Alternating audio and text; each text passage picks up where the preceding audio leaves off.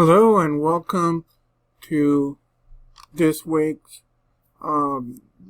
video lecture. Today we're covering factors influencing the research process. That's chapter 3. Let's start with some logistics. So as you see here, this is the modules. Let's look at the discussion. So locate one research article that applies a social work theory to explain the study. Just make sure that you look into social work journals and use a theory that it's relevant to social work. Yeah, I know that sounds obvious, but sometimes some don't follow the instructions as well. So if you have any question, please contact me. In terms of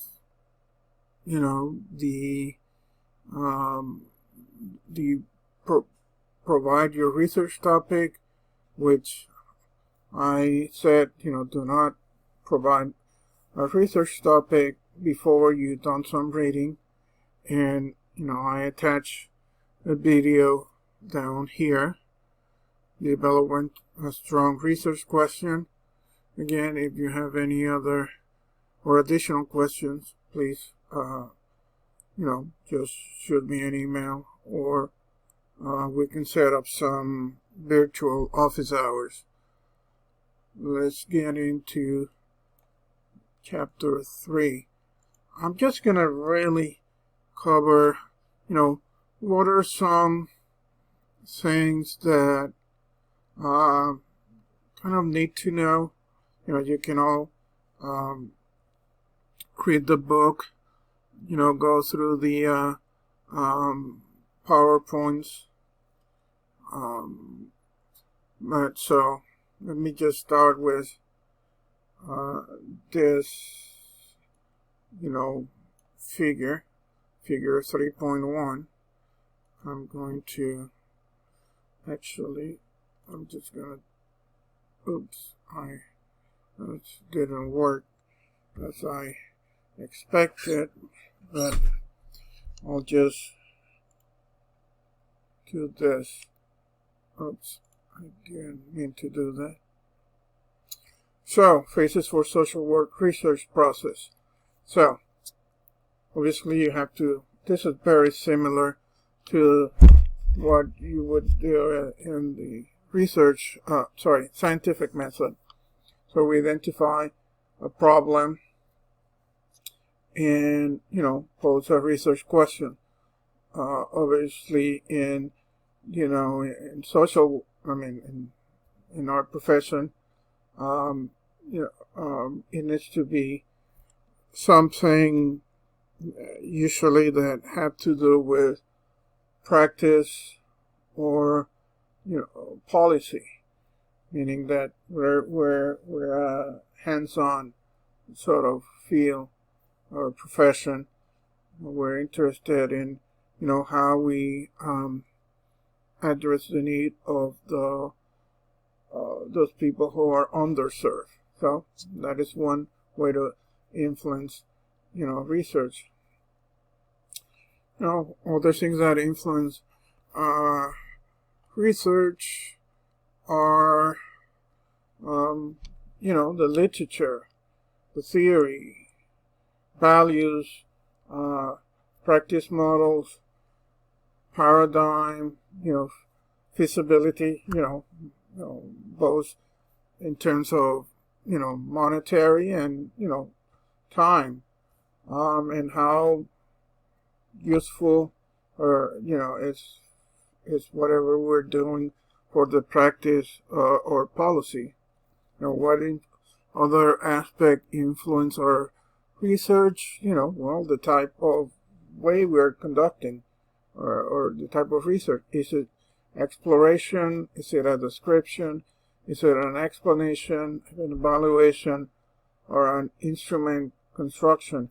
When I mention this instrument construction, is providing or creating or developing an instrument that, for instance, will measure the level of stress, for instance, or the level of, let's say, some cognitive development. It's that type of instrument that I'm referring here. We are going to use hypotheses. Hypotheses are only done for quantitative research, variables, operational definitions, which are also in a lot of times, but the operational definition, when we talk about that, we're usually referring to quantitative research.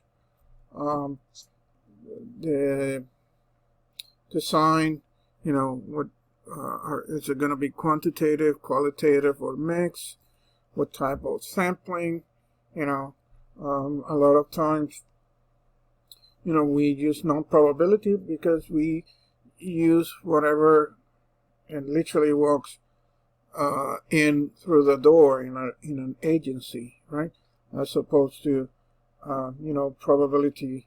If we wanted to, that type of sampling is the one that you want to represent,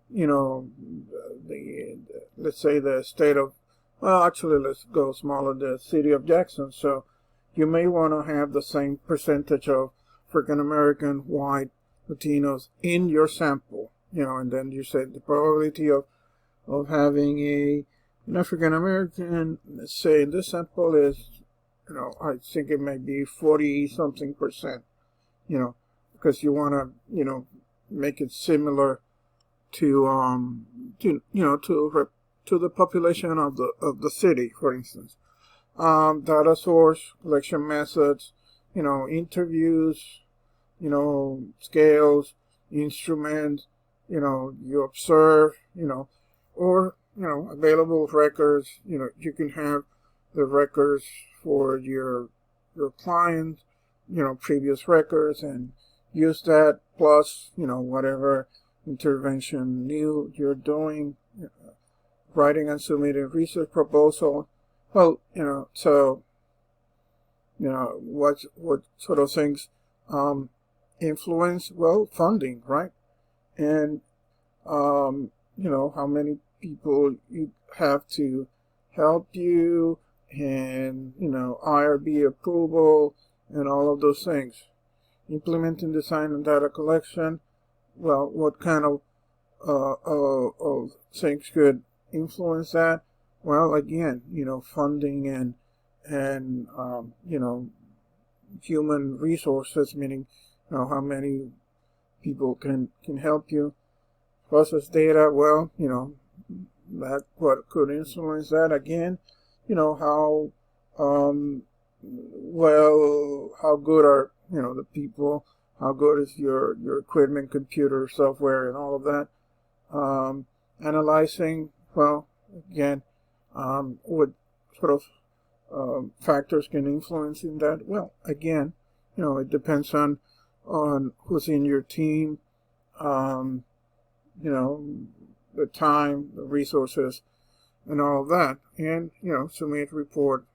Well, there's also where you're going to submit the report.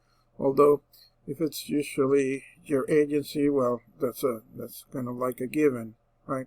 You're going to submit it to your agency. Or it's just basically very similar.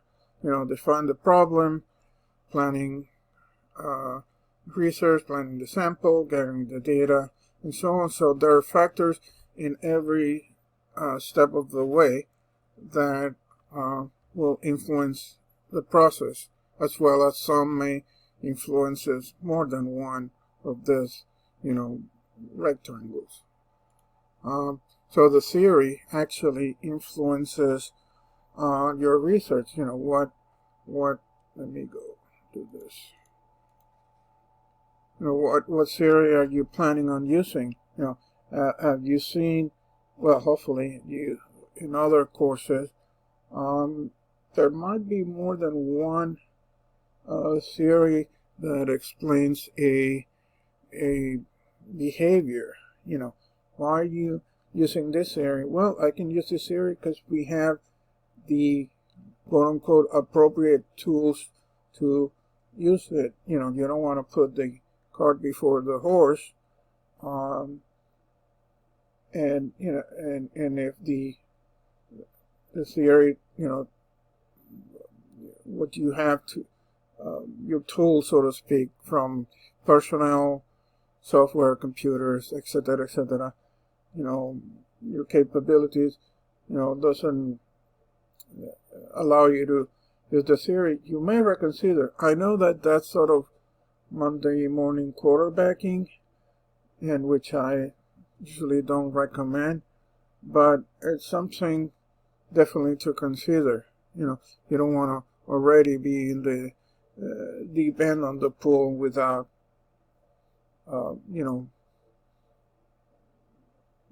live, you know, a floating device, so to speak. And then, you, oh God, I got into deep kind of situation. Utility of theory in social work practice and research.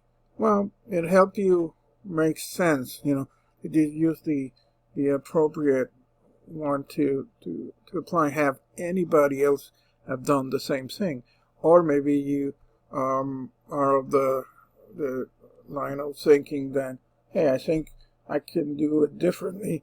So I'm going to sort of test that. You know, maybe we should change the trend that, oh, everybody uses the same theory to sort of, for this type of situation, but when to test, you know, using another. Yeah.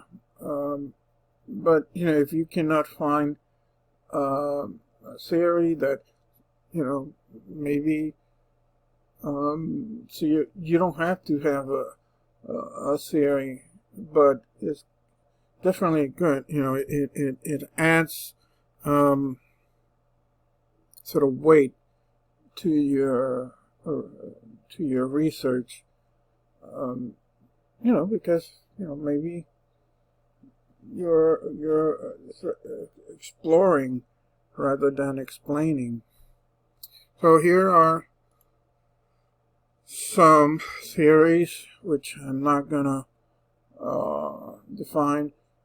Needless to say, remember when I talk about the discussion for this week, you know, you can choose one of these.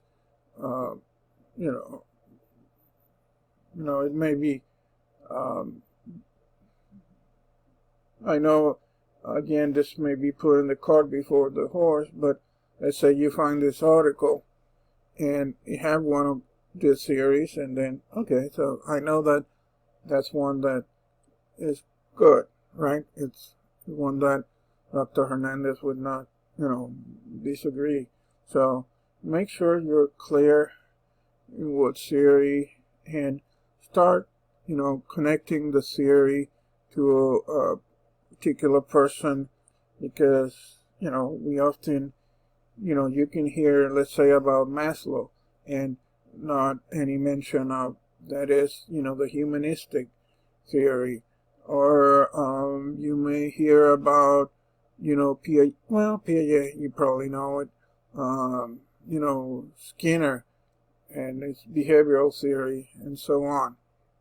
So try to connect a person, or more than a person.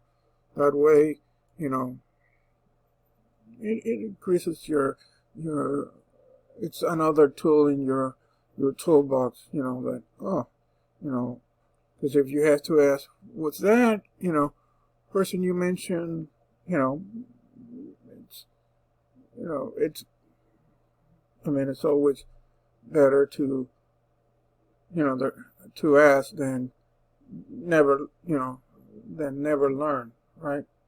As a, you so these are some of the things that could influence, um, you know, um, the research, professional values. Well, you basically can read all of this. I'll give you a second to uh, digest this. This is really a almost, you know, if you read it, you'll know the material.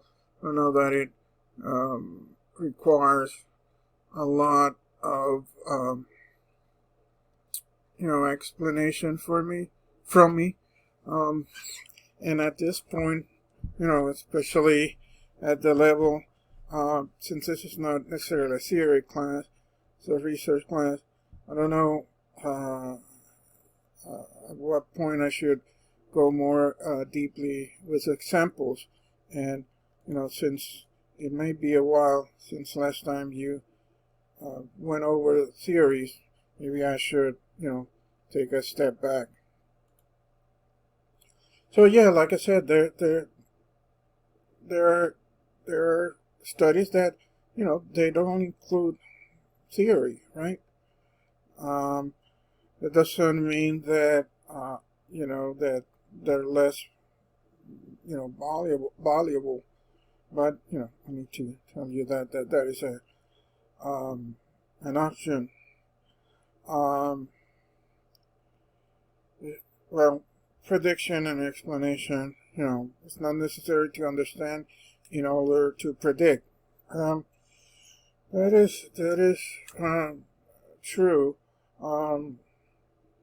But it's almost, if you can find that 90% of the time something happens, then hey, and it happens quite that your sample is where you sort of concluded that is 90% of the time something, if you did do this, something happens, then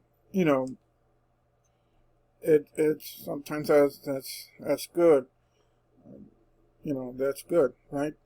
But it doesn't say that A causes C, if we put B as in the intervention, but if in thousands of situations it happens, then there might be something there, and the more the prediction sort of percentage, then sometimes we gotta go with that. Now as in the pandemic, hopefully we won't rush into a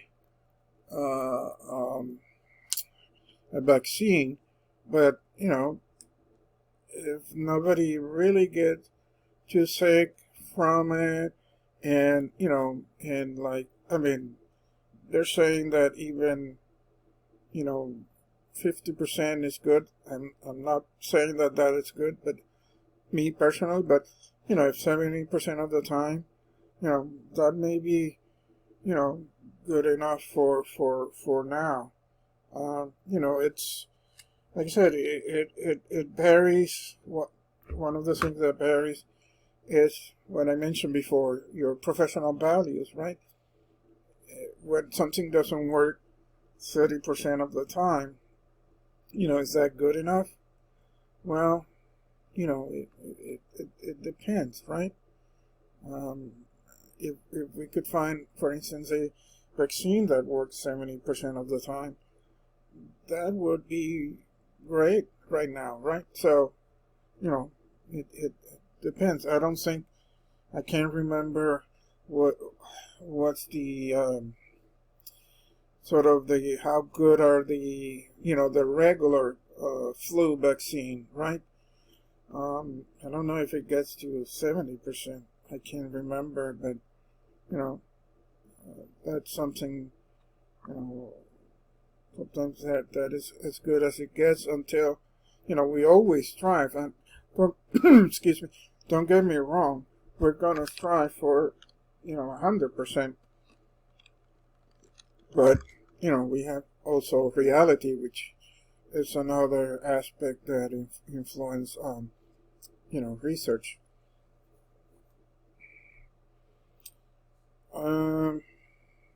Yeah, let's go here. So, illustration of a hypothesis and its components. The hypothesis is, you have student, teacher, school, praise, confidence. Those are the concepts. How do you measure students? Well, you have 20 students. This is now the praise. Maybe,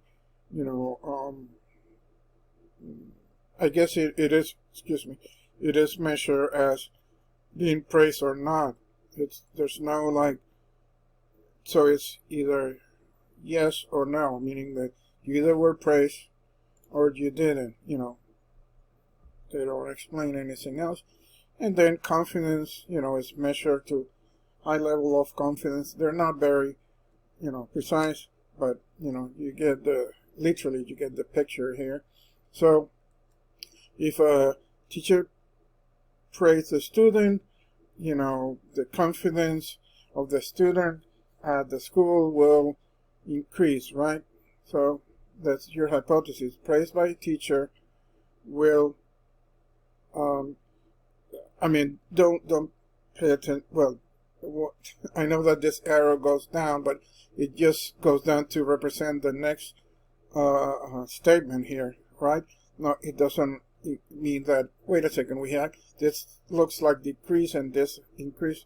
No, this is that student confidence at school is the next, so don't confuse it with increase. So praise by a teacher, the student, actually will increase his or her confidence at school.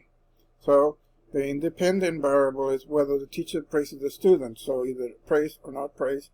And the dependent, right, is the student level of confidence at school.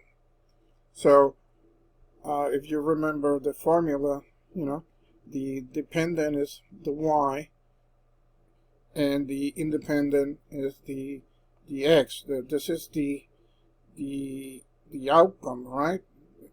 Either the student has high level of confidence somewhere. I guess, I don't know in this particular example if there's, medium, but I guess it only gives you two choices, so they're high or low, and, you're testing, if the praise students, I don't know, 80% have high confidence, then, it's good. And if they're not praised, well, let me back up. If praise increases the confidence, then you're sort of, depending, because this is all statistics. I'm not going to go into, are we going to use, 90%, 95% confidence interval or not, and I won't get into that right now. Yeah, this is, another example, which obviously you can go over, and for the sake of time, I won't. So what is deduction and what is induction? Okay. Deduction, let me throw in this here, right? So, deductive methods. You start from theory, go to hypothesis, observation, and conclusion, right? Inductive, you start with observation, patterns or, trends, and then tentative conclusion, okay? Let me move that out of the way. So, deductive, like I said, you begin with a theory. You base on the theory, you develop a hypothesis, like here, right? Now, not sure which theory they use in this case, but the hypothesis said, the more, or the presence of praise by the teacher will increase, student confidence. Research define, yes, I don't have to say that. And you either confirm or fail the hypothesis. So, and then induction, let me go to induction here. You start with, observations, then you run into a pattern, and then to conclusions. So start with, theoretical hypothesis and conclusions. Here you start with a hypothesis, which could, it's similar to the one before. The hours of, as you increase the number of hours studying, the grades will be better or increase, right? So the hypothesis, and because it's a hypothesis, well, in this case, it doesn't have to be linear to begin with, but, because this is a starting point of this explanation, we want to start simple. So, you sort of say, 10 hours of studying give you, 25, and here 20, and, this would be like 25 here, give you 50 percent. I don't know what 50, if it's 50 out of 100, or, it's just view it as it increases going up, and this increases going up, and as you increase the number of hours, obviously have a direct connection or a less correlation, a positive correlation to the grade. So this means that you probably need, like, maybe 50 hours to get 100, which is a perfect score. Not sure, but if it helps you understand this graph, then so yes, why not? Then you go to the observations, right? Now the observations are, you see how, are not exactly linear, but it kind of follows the data in this way, right? And then here you see how the inductive actually starts in this, from this one, right? And then you find the pattern, right? All they did here was say, well, let's get the, sort of the main, not really the mean, but, the let's represent this with one line, right? And you see it followed the shape of the data. Sort of, this is kind of the sort of sort of quote unquote, I don't like the word average, but in this case, and this is the tentative conclusion that it kind of goes up, then it flattens, right? It may, I don't know if you can say it may lower here, it looks flattened almost to me, but, and then the gain from 30 to 40 is, so significant. It really heightens or increases, you see how much that is way, up, really up, so, you may, what you want to maybe conclude is that, you want to do at least, more than 30, right? And if you can do 40, even better. Yeah, this is just the way. So the difference between induction and deduction may be where you start. Like I said, deduction start with theory, and inductive start with observation. Probabilistic knowledge. So we instead of saying, with certainty, right, we usually say, what's the probability? Well, that's sort of, with statistics, with math, we can sort of figure out what is the probability of something. We collect data, and, the more data that we have, maybe the more representative data that we have, you can think about, when they do the polls for, who's going to be president and governor, etc. They usually try to be representative of the population that is going to vote. But then, anyway, so to give you, all of those things like the margin of error, which I'm not going to get into, but there's always error, there's always uncertainty in terms of, the data you collect. In the sense of, yes, maybe, if you collect data and 100% said something, well, it is true for that sample, but what this is about, a lot of times we try to extrapolate that to the bigger, universe, which is the population of the United States or whatever else, the population of a state.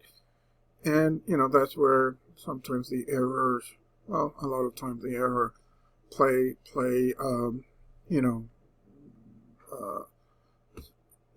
role. You can't really, sometimes you can say, yeah, this time we predicted, but the other time it didn't. What do you think? Now the predictions of the weather are better. Well, because they collect more data. Before, they weren't collecting. So the more data, usually the better your estimation is. Not gonna go that. Most of these terms, you can just read it. I'm just gonna say, for instance, that idio, if it helps you remember, comes from own or personal, and nomo here comes from the meaning of law or custom. So, this one focuses on the individual, and this, attempt to establish laws, generalization about people,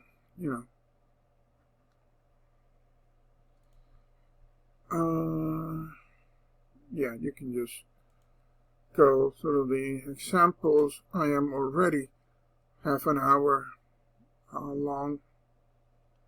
So, I don't know if you had policy already, but in terms of ideology, it's kind of similar. Those are, beliefs and values that, shape the understanding and behavior of those who believe, in an ideology, right? So, what does it have to do with,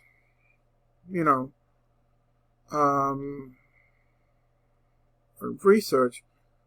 Well, your values and belief may influence your research. I don't have to, well, maybe I do have to tell you that how many times,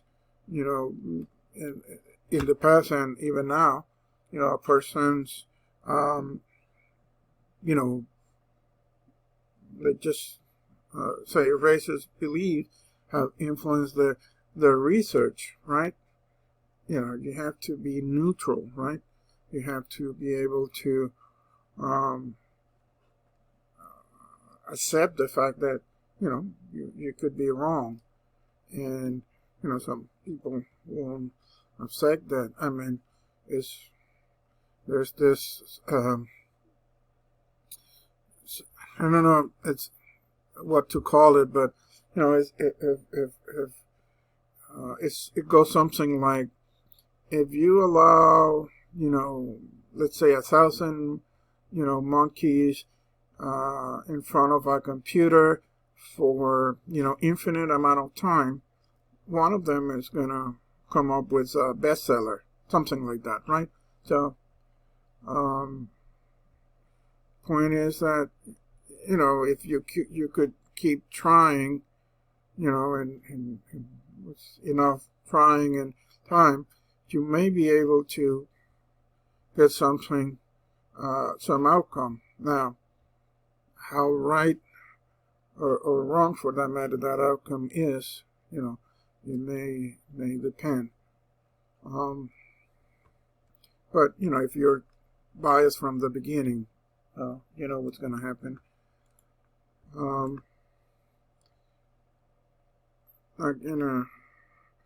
just going to say what,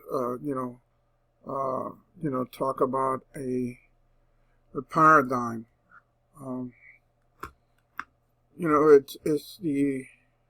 a model, that, well, like you can read, right? Organizes your observation and make sense of them. Well, but, it doesn't mean that it have to be right, if you think about, organizes your observation and make sense of them, you could take the example of the, I guess there's 6 here, blind men, or sometimes they're called the 6 wise blind men that, were sort of feeling different part of an elephant. And this is a well-known sort of example, of a paradigm. You can see the one touching the snout, think it's a snake. This one think that's a spear, a fan, or though seen in other occasions, he thinks it's a big leaf, from a tree or some other plant, a wall, a tree, and a rope. Okay, so what's the connection? Well, go back. It's a model or scheme that organizes your or our observation to make sense of them.